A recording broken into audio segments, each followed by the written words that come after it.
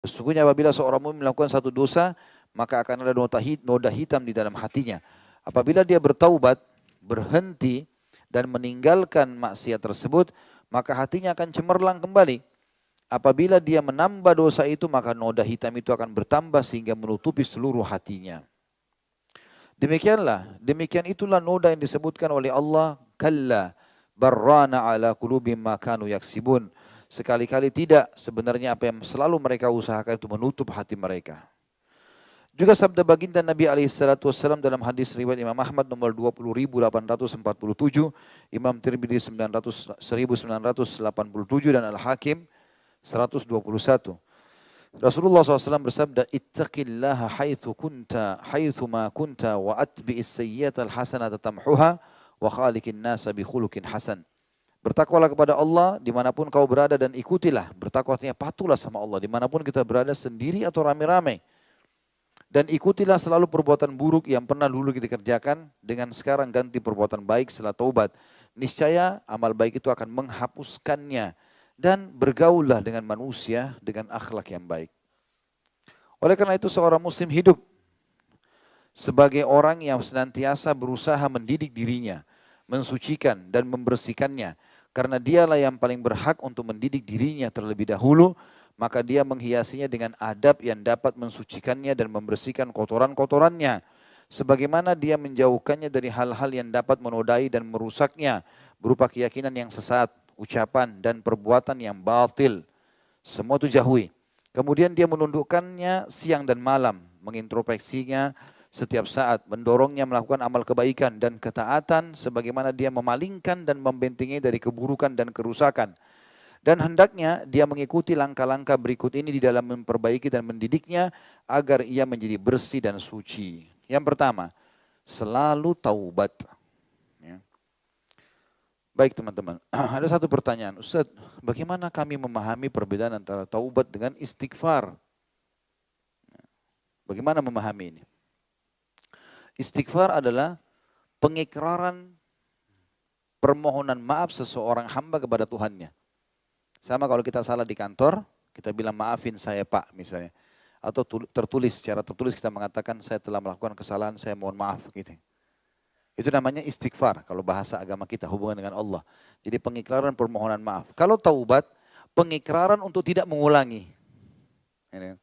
Dua-duanya harus dikomposisikan, disatukan.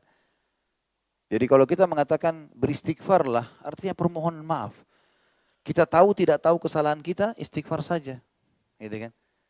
Kita lagi jalan di jalan, terus ada orang yang melihat kita. Maaf ya, saya salah jalan ya. Maaf ya kalau saya salah jalan. Mungkin memang itu jalurnya kita keliru, misal. Tidak harus kita buat salah kalau kita beristighfar. Jadi istighfar permohonan maaf saja. Taubat ini tidak beda.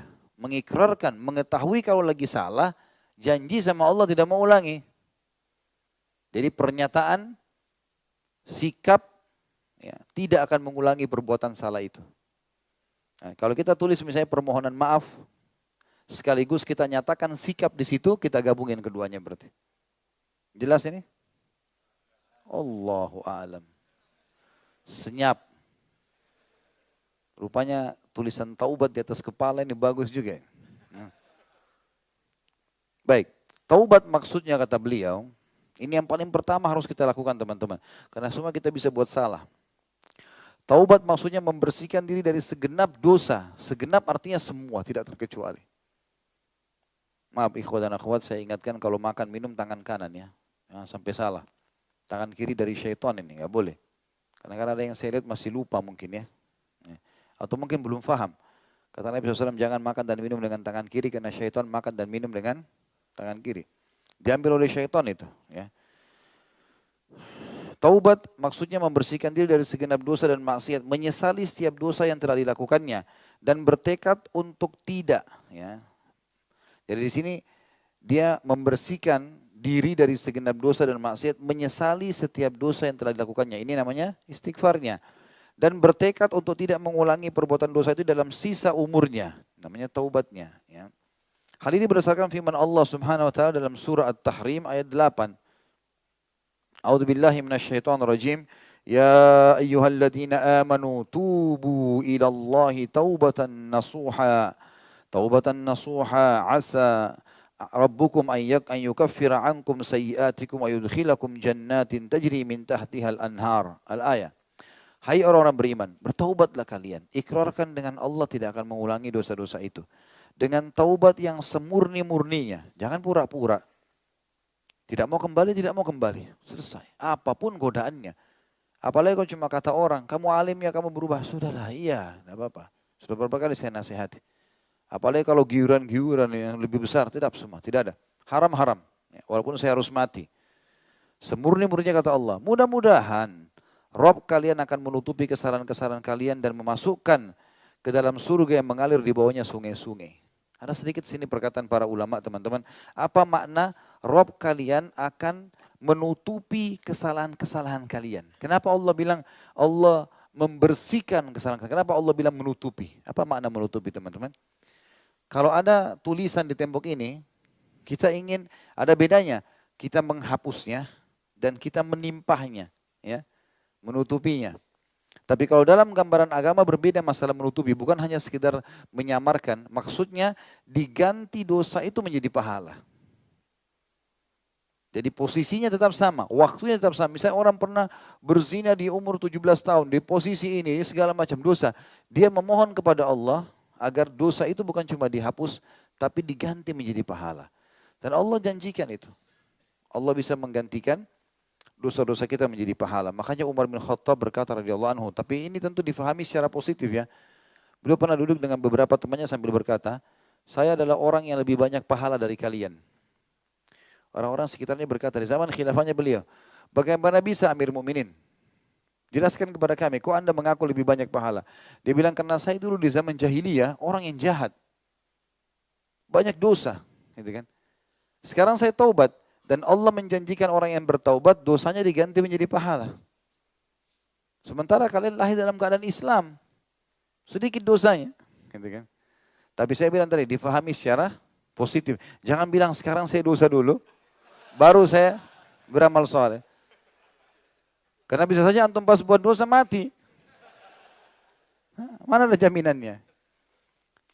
Tapi ini keberuntungan saja bagi orang-orang yang mungkin pernah berbuat kesalahan Allah kemurahan marah, mungkin Allah gantikan, bukan mustahil.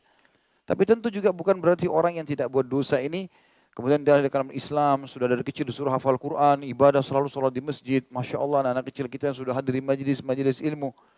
Mungkin kita umur-umur berapa baru hadir di majelis ilmu gitu kan. Saya lihat Masya Allah sekarang cukup banyak anak-anak kita, adik-adik kita yang hadir ini. Semoga Allah buat mereka istiqamah. Ya. Sampai kadang-kadang saya tablik akbar 3 jam, 4 jam, duduk Masya Allah menulis.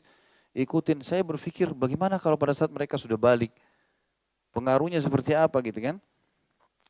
Makanya saya bilang tadi teman-teman sekalian, umur-umur efektif SMP, SMA itu hati-hati. Di situ pembentukan karakter. Dan subhanallah di umur itu dipesantrenkan kalau kita. Kan gitu. Yang kadang-kadang kita anggap pesantren tempat pelarian orang yang tidak lulus. Nah, kalau nggak lulus di negeri, masukin pesantren aja. Nakal, pesantren aja. Jadi kayak pesantren tempat pelarian saja.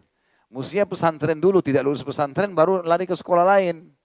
Orang di dalam diajarin hafal Quran, hafal hadis, sholat 5 waktu. Kenapa malah dianggap remeh ini? Jadi jaga, umur-umur seperti ini efektif sekali. Sayang kalau di situ dirusak. Mestinya di situ dia mereka berprestasi, mereka hafal Quran. Kita tahu para ulama-ulama kita hafal Quran di umur 12 tahun. Itu tamat SD loh. Hafal 30 juz. Mereka sudah hafal sekian ribu hadis di umur-umur 15 tahun, 17 tahun. Imam Bukhari itu di umur 18 tahun sudah menghafal tidak kurang dari 10.000 hadis. Hadis dan hadis kehidupannya agama gitu. Itu bagus sekali. Ya. Dan itu orang tuanya di sini teman-teman sekalian akan mendapatkan pahala karena berhasil membantu, menutup kesalahan dia yang dulu dia kurang kepada anak-anaknya. Anaknya beramal dia dapat pahalanya.